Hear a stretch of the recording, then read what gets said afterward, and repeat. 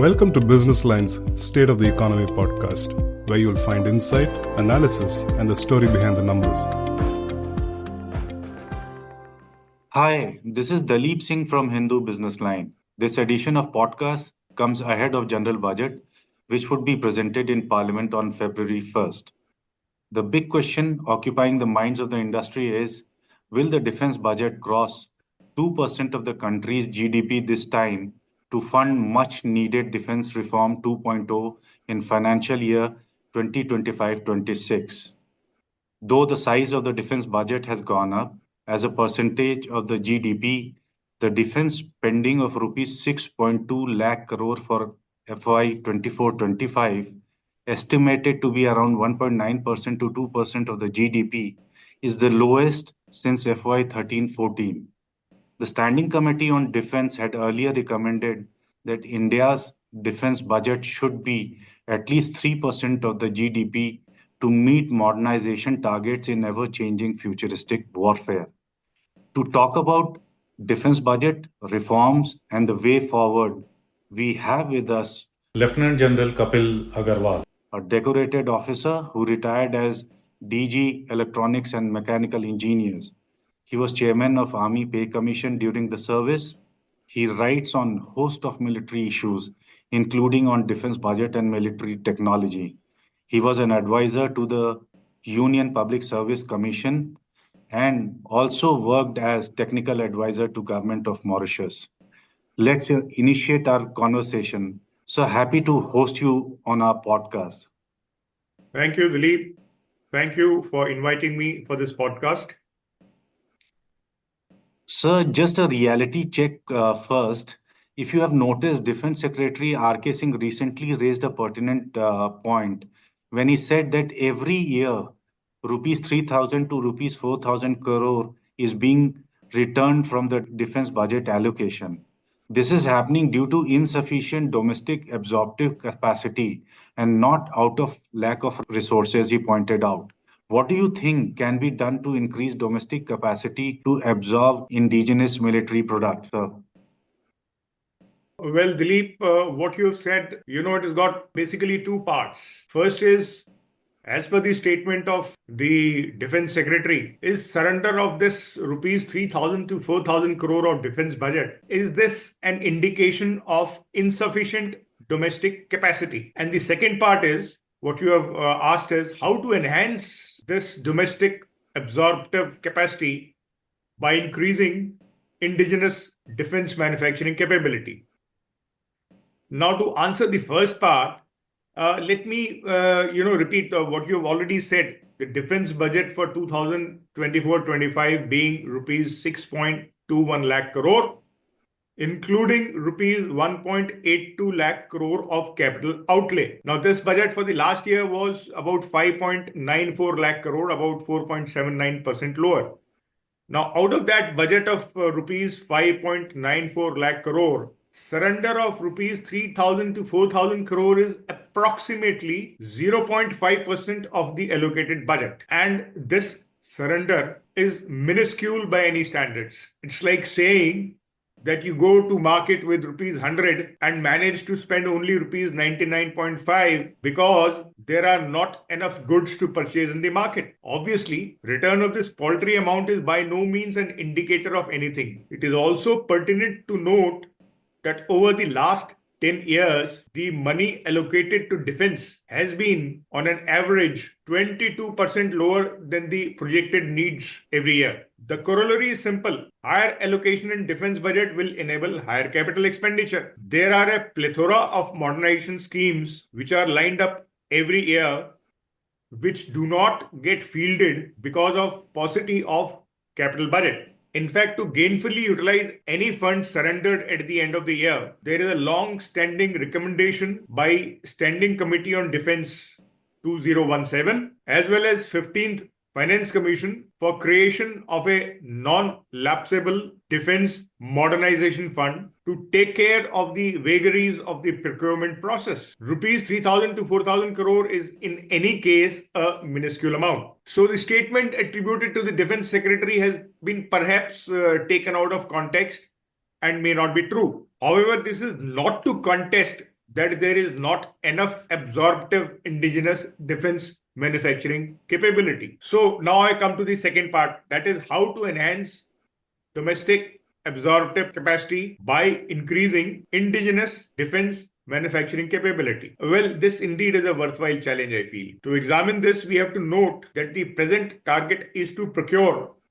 75% of defense equipment from indigenous defense industry as part of the Atmanirbharta India policy. Of course, this indigenous procurement itself may have a large imported component by way of assemblies, engines purchased from abroad and integrated into the system. Thus, the net self-reliance levels today, as per my estimate, may be in the range of just 25 to 30% only. How to increase these levels to 75 to 80% and to increase the domestic absorptive capacity for equipment orders from defense is a vast subject by itself, maybe which requires a 2-day long seminar of defense manufacturing experts. Suffice to say, in brief, that the following aspects need deliberation. First is the developing of cutting-edge technology and research and development. Any military equipment, whether an aircraft, missile, tank, or a ship, is a system of systems involving all disciplines of engineering and cutting-edge technology. These need to be developed indigenously, for which focus has to be on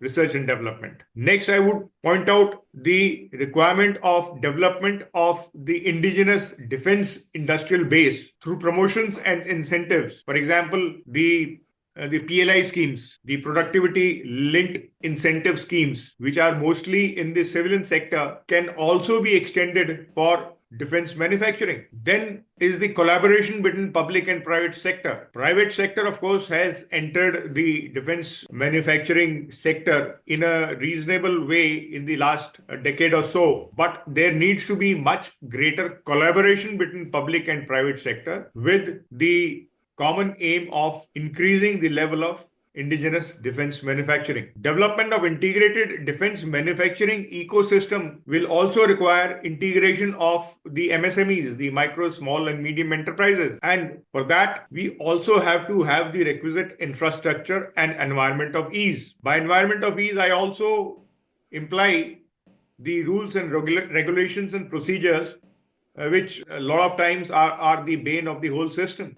This year, we are talking of revising the defense procurement procedure, and that will be another opportunity to make the ease of doing business and defense manufacturing better than it has been till now. A point about encouraging FDI through joint ventures. We have to acknowledge that we are way behind in certain technologies, and the only way to telescope their introduction into the indigenous defense manufacturing sector could be only through joint ventures and collaborations with the foreign OEMs and by encouraging foreign direct investment. So this in brief, I would say, would go a long way in increasing the absorptive capacity of the indigenous defense industry. Yeah.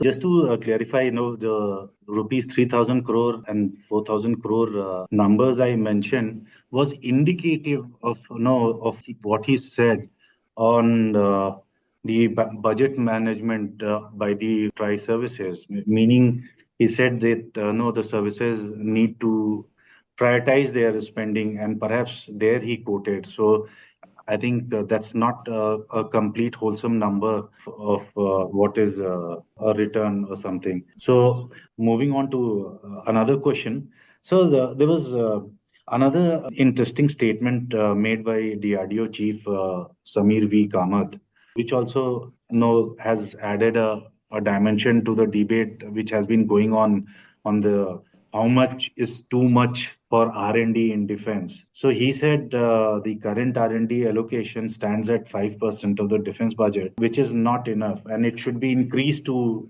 at least between 10 to 15% to achieve nation's strategic goals, such as to develop aero engine, and which he thought would require corpus funding of some 40,000 to 50,000 crore. What he articulated has been, this is what has been said by the expert. Industry also wants it. How do you think can be done? Okay. Is it the only responsibility of the? Let me add another question so that you respond. Is it the only responsibility of the government to allocate, or should private big boys in the private industry should also come forward and do a hand holding of MSMEs and startups to encourage innovation funding? Yeah, that's a very good question. And I'll begin by saying that increase of budgetary allocation for research and development is a national imperative. And as you kind of suggested, that it is not only the prerogative of the government, but the private sector equally, private sector engaged in defense manufacturing equally has to focus on the R&D and commit more funds. Only then you can progress in the development of new technologies and their employment in design and manufacture of defense equipment. The investment in R&D needs to be increased, enhanced across the board, whether public sector or private sector. Now, to put this R&D budget, in perspective, in terms of percentage of GDP, India's spending on R&D is estimated to be amongst the lowest in the world. Right. India is currently spending approximately 0.75% of GDP on R&D. I'm talking of both public and private sector combined, which is lower than the BRICS nations and much lower than the world average of 1.8%. Countries like US and China reportedly spend about 2.8% to 3% of their GDP on defense R&D alone. Israel, a major exporter of defense technologies, spends almost 6% of GDP on R&D. China is continuously increasing its R&D investments for the last 25 years and is expected to surpass US by the year 2026, that is next year. If we account for the fact that the GDP of US or China is 6 to 8 times bigger than ours, one can comprehend the enormity of asymmetry in the spend on defense R&D. So the increase in R&D is not only relevant to DRDO, but it is equally applicable to private sector who form part of the defense industrial base. If the nation has to progress from a developing nation to developed status and by corollary be capable of developing cutting edge technologies, then Jugaad R&D, I am terming it Jugaad R&D, which we have been doing till now, will not suffice. Development of world-class technological capabilities requires top drawer investments. So I entirely agree with the DRDO chief that R&D budget needs to be increased. Presently, I suppose it is ranging between 0.08 to 0.09% of GDP, and it is too low, as also noted by the Standing Committee on Defense in the year 2021. It needs to be doubled at the minimum. Yeah. Right, sir. But this is again, this is linked to demand and supply. Why would anybody, government might, invest money in R&D, but why would a private industry, company would do that if there is no demand? Because military business is different than the other civil business. Moving on to sir, another question now, finally on the budget. So, what is your expectation? Do you do you see a hike which is more than notional, as has been happening in the last few years? And what sectors do you think need more funding? The capex or in infrastructure? Your thoughts? Okay, as we are all aware, there is a declining trend of budgetary allocations for defense. In fact, it has been a secular decline for the last 25 years or so, with allocations decreasing both as a percentage of GDP as well as a percentage of central government expenditure. As you earlier brought out, it now stands at about 1.9% of GDP. And if pensions are to be excluded, the figure comes down to about 1.4%. What it does is that although the overall figures of defense budget show an increase every year, in actuality, the funds available for modernization and operational maintenance of forces are lower in real terms. The wish list, of course, has to be to revert it gradually to a figure of 3% of GDP, but that's not going to happen anytime soon in the near future. In fact, even a mild reversal of the declining trend in budgetary allocations for defense will be a relief. So what I will do is, there are so many myths as far as the defense and the defense budget allocation is concerned. I will try and tackle these myths. So the first is the defense budget spending is going up year after year. I've already told you as a percent of GDP, which is the correct way of looking at it. In real terms, the defense spending is decreasing gradually and continuously. Our spending is lower in comparison to most countries of interest, even though India has much higher security concerns. Though there is some flexibility, you see, in additional funding of defense requirements, if required at a later stage. Almost every year at RE stage, based on operational requirements, some additional funds are allocated, but in the macro sense, they do not make much of a difference, small amounts. Within the defense budget, the focus is on modernization and infrastructure. However, sometimes the procedural constraints seem to hamper absorption of allocated funds. To tackle this, the recommendation of the 15th Finance Commission was to have a non-lapsable modernization fund, and this is yet to be implemented. Now, the procurement of the modern weapon systems platforms can increase significantly only if higher funds are allotted to defense. That is, higher percentage of GDP or central government expenditure. I'll explain why.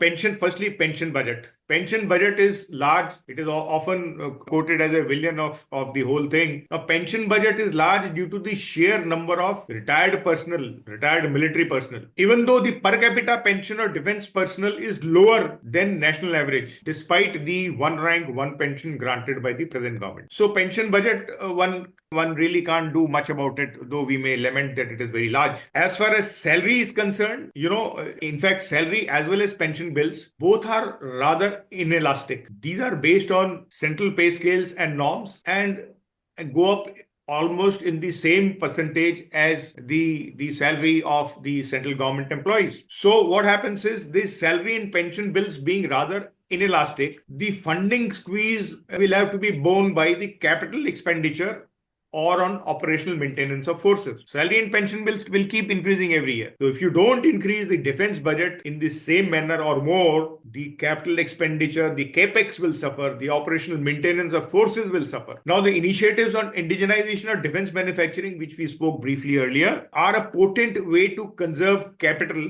and these initiatives need to gather further pace. Atmanirbharta is the way to go, but that will require increase in domestic production capacity, what you termed as absorptive capacity, as well as higher R&D expenditure, which we also spoke briefly. Overall, a way has to be found in the ensuing decade to reverse the decline in defense spending as a percentage of GDP, accelerate the modernization of forces, and have higher defense contribution in comprehensive national power of India. Yeah. To borrow your phrase, villain of the piece, do you think the budget this time will be able to give us some glimpse of how much the government has been able to save on the salary front by virtue of getting in Agnipath scheme?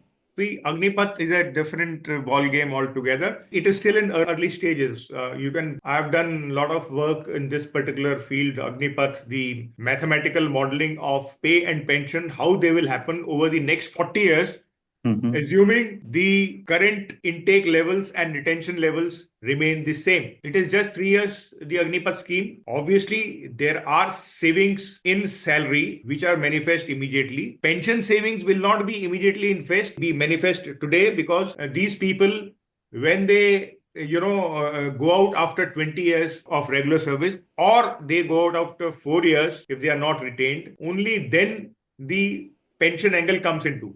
If these people, Agniveer, who has been recruited in the year 2024, and he will, if he serves for 20 years or 25 years, he will go out in 2050. So the pension starts from 2050. So the pension benefit is not going to reduce today. Yeah, I wanted to get your sense on the salary front because 20% of them will be retained. So at least the salary, because their salary has been sort of worked out differently than the regular soldiers, isn't it, sir? After 4 years, when they retained, they get the same salary as the current Sepoy or Nayak or Havaldar or their Right. equivalents in Air Right. Force and Navy. Right. After 4 years, I, they get on the same salary structure. Absolutely. I Okay. was thinking, no, anyway, budget gives a reflection of the saving the government is able to do, though minuscule in the salary bracket, because they get less than the regular soldiers, regular Jawans. Even, Okay. Okay. yeah. So, This is also a myth. First 4 years, there will be no salary saving also. It's a okay, little mathematical construct. So okay. it requires a little explaining, because what So, happens is in the yeah. first 4 years, you are recruiting as of now 92,000 Agniveers every year, Mm-hmm.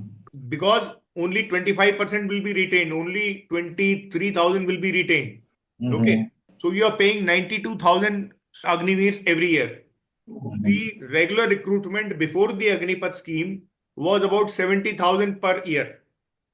Mm-hmm. You get the point?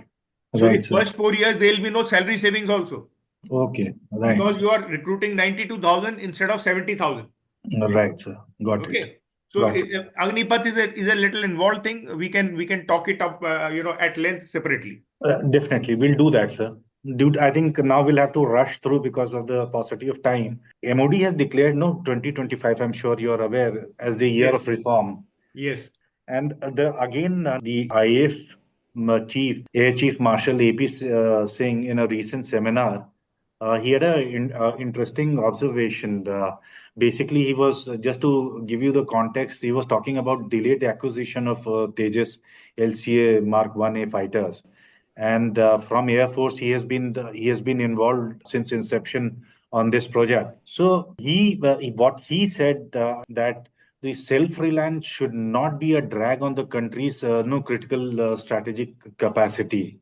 Would you agree to that? And no, taking a leaf from here, which area of the defense sector needs a major push? If you can be brief, because as I said, no, we are sort of running out of time. Okay, okay. See, what I will say is what the air chief has done is call a spade a spade. Okay. We have the LCA case study. Spoke about the LCA Tejas. The program began in 1980s, and then the Kaveri engine, and then it failed, and all that. And then you have this G404 engine coming in, and all that from 1980, and we are now in 2025. And we have hardly made any headway. There, deliveries are getting more and more delayed. So what he says is correct. Now, just because we have said, 2025 is a year of reform, it doesn't mean that in 1 year all the problems will be sorted out. Atmanirbharta is not a year-long or even a 5-year-long project. It is a multi-decadal project. So we have really started talking of Atmanirbharta since the year 2014. It's just 10 years. And when we say that we want to procure 75% military equipment from indigenous sources, it does not imply that we are 75% Atmanirbhar, as entities in the defense industrial base are still importing critical aggregates and integrating here. And that product, though termed indigenous, is got of imported content. Right. My estimate is that we may be, if there is something called index of Atmanirbharta, if there is some statistics like that, my estimated we may be in the range of 25% only. Now, I'll give an example. We have this K9 Vajra self-propelled howitzers, or now the project Zorawar, you would know, for light tanks. These Right. are loaded with imported subsystems. Right. Now, one way is if you make it totally indigenous, try and make these subsystems also indigenous, the project will get delayed. So what the air chief is saying is perfectly in order, that just because we want to be Atmanirbhar, it doesn't mean we keep delaying the induction of critical subsystems and compromise our operational readiness. So we have to draw a balance, and we have to see how do you get genuine self-reliance without compromising our operational readiness. So coming to the another issue on the business side of the military industry, see, Hmm. private industry has a view, and I know they have been in my interactions they have been raising this point that they are against nomination of big contracts by the MOD to defense PSUs. Hmm. And to extent rightly so, no, shouldn't there be a level playing field, a field for healthier domestic competition? And it augurs well also because then you're competing, and in due time, you become ready for a global competition as well.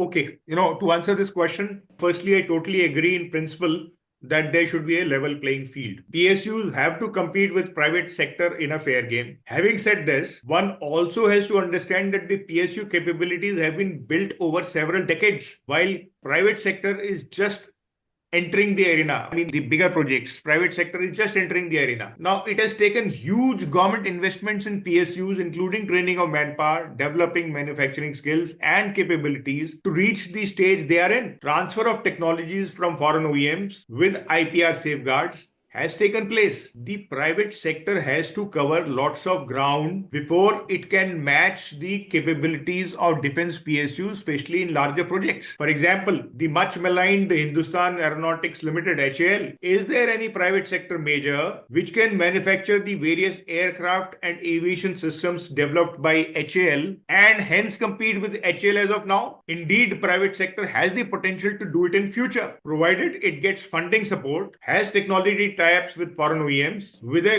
corresponding hand-holding commitment from government, whether it's induction of equipment made by them in their own military, or exporting it. This is what will make it a level playing field for private sector. The efficiency of the private sector and their ability to optimally use financial resources vis-a-vis public sector is obviously a big advantage. But it has also to be tempered with the fact that private sector ultimately has a profit-making objective. If a defense project becomes unprofitable, they can simply shut shop, leaving the forces high and dry. In times of war, there might be a need to upscale the manufacturing capabilities without looking at the balance sheet, which a private player may or may not agree. In such times, capabilities of public sector or defense PSUs can be a boon. Therefore, what is required is strategizing a fair mix of defense manufacturing capabilities between public and private sector with a level playing field. The private sector, as I said, being a late entrant in big defense manufacturing, it needs to be supported at this juncture so that it can compete with the public sector in a fair manner, and the defense manufacturing system is no longer TPSU centric. I think we are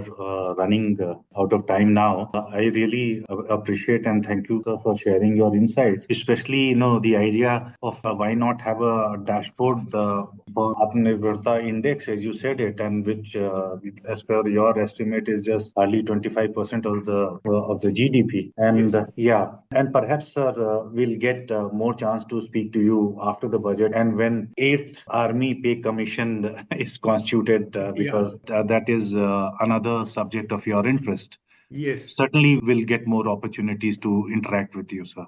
Thank you so much for joining us on our podcast. Thank you, Dalip. It's been a pleasure speaking to you, and thank you for inviting me here.